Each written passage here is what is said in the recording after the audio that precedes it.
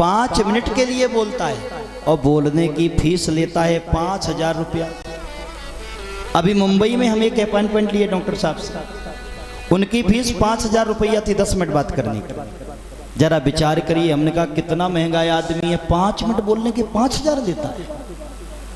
अरे भैया, एक वकील बोलता है तो 1 घंटा बहस करने के अपने मुवक्किल से लगभग 11-12 हजार फीस लेता है। एक आदमी 5,000 में 5 मिनट बोलता है, एक आदमी 11,000 में 1 घंटे बोलता है, और आप मुफ्त में दिन भर बकबक करते हो। कौन सुनेगा? जरा विचार करो, तुम्हारी बात उतनी लिमिटेड हो कि सुनने वाले प्रतीक्षा करें, भैया थोड़ी देर में पिताजी आएंगे तो कुछ कहेंगे, उनके आदेश को बड़े ध्यान से सुनना। अब पिताजी दिन भर सुनाएंगे तो बेटा कहेगा ठीक है, अब यहाँ से सुन रहे हैं, यहाँ से निकाल रहे हैं। श्रीमती जी दिन भर सुनाएंगे। अब बेचारा ऑफिस से सुन के आ रहा है, दुकान से सुन के आ रहा है, और उतने ही देवी जी की सुने। मतलब हम हमीरपुर की बात नहीं कर रहे, कहाँ तक सुनेगा? फिर वो धीरे धीरे अपने आप सुनना बंद कर देता है। लेकिन जगत तुम्हारी कब सुनेगा? बड़े ध्यान से सुनना। इसकी भी एक कला बता रहे ना, जिनके घर में ये शिकायत है कि महाराज कोई हमारी सुनता नहीं है, आज ही से हमारी बात मान लो, सारा संसार तुम्हारी सुनेगा। तुम्हें क्या सुनना है? पेबत भागवतम रस मालयम मुहुर्हो रसिका भुवि भावत। ये भावकों का प्रसाद है, रसिक जनों का अमृत है, और जिसके अंदर भाव नहीं है वो भगवान के भजन को सुनने वाला नहीं है। आज हमें सुबह बड़ा आनंद अनुभूति हुई। हमारे छोटे भैया हैं ना, जो कथा के आयोजक हैं, आसू भैया से छोटे भैया, तो पहले उन्होंने मन में विचार किया था कि कभी कभी दुकान में बैठ लिया करेंगे, थोड़ा बहुत व्यापार को भी देखना जरूरी है। लेकिन कल उन्होंने अचानक मन में विचार लाया कि अब तो एक काम करेंगे, 7 दिन के लिए भगवान समाने व्यापार हम कथा श्रवण करेंगे। ये क्या है? भुवि भाव कहा।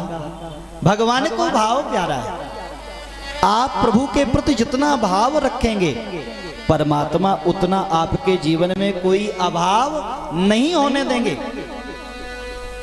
दुर्योधन ने घमंड से कहा, कन्हैया मैंने तेरे लिए 56 भोग बनवाया है। अहीर की छोरियों के साथ नृत्य करते करते तुम आधी उम्र के हो गए। मैंने भारत के विशुद्ध देशों से विदेशों से सुंदर सुंदर नृत्यांगनाएं बुलाई हैं, क्या मेरे घर में प्रसाद नहीं पाओगे? भगवान बोले, देखो भैया दुर्योधन, या तो कोई किसी के घर में प्रसाद खाता है तो उसका प्रभाव देख के खाता है, और रही तुम्हारे प्रभाव की बात, तो प्रभाव तुम्हारा बिल्कुल शून्य है, क्योंकि प्रभाव में तो लक्ष्मी मेरे चरण चापती।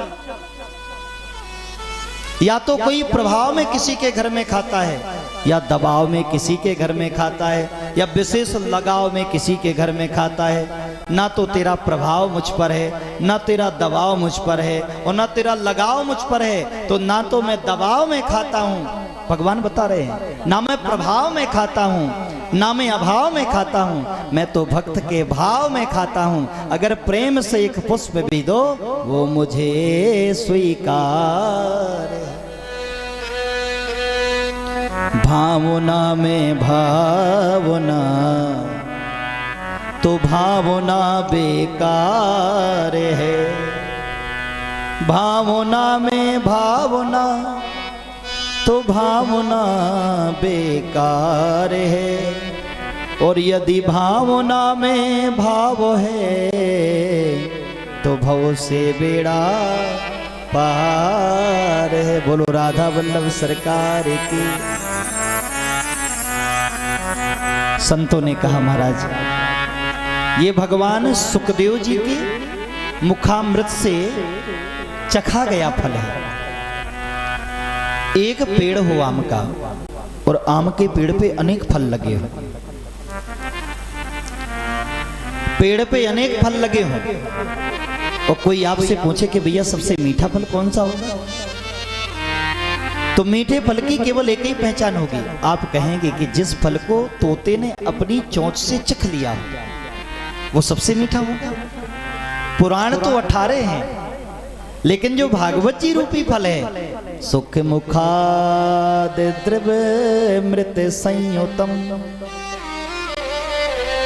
भगवान सुखदेव जी की वाणी से चखा गया फल है, इसलिए बड़े विशुद्ध भाव से इसका पान करिए। सूत जी महाराज के सभी बैठे हुए संतों ने जगत कल्याण के लिए 6 प्रश्न सूत जी महाराज से किए।